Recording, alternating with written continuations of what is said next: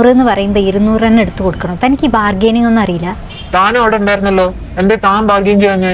നിങ്ങൾ ബോയ്സ് ഉള്ളപ്പോൾ ഞങ്ങൾ ഗേൾസാ ബാർഗെയിൻ ചെയ്യണ്ടേ? ഓ, പെണ്ണായിരുന്നോ? ബാക്കിയൊക്കത്തിനും ഇത്ര നാക്കുണ്ടല്ലോ, ബാർഗെയിൻ ചെയ്യാനൊന്നും ഇത്ര നാക്കില്ലേ?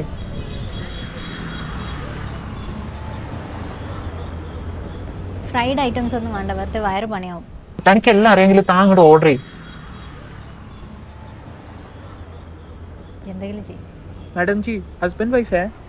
അയ്യോ, കല്യാണം കഴിക്കാൻ പറ്റിയ ചരക്ക്.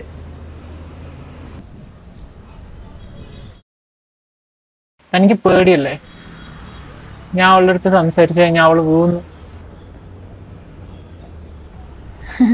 ഇതുപോലത്തെ നല്ല തമാശ ഇനി ഉണ്ടോ കയ്യില്?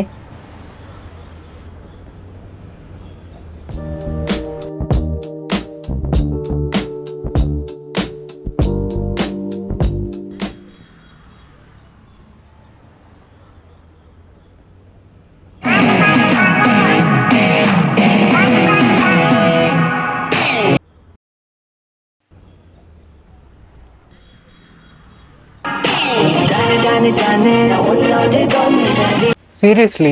അവളുടെ ഫോൺ ചാർജ് ചെയ്യണം. എന്റെ ഫോണിലാകെ 2% ചാർജ് ഉള്ളൂ. ആ, അത്രയും ടെക്സ്റ്റിംഗ് കുറയല്ലോ, അതാണല്ലേ.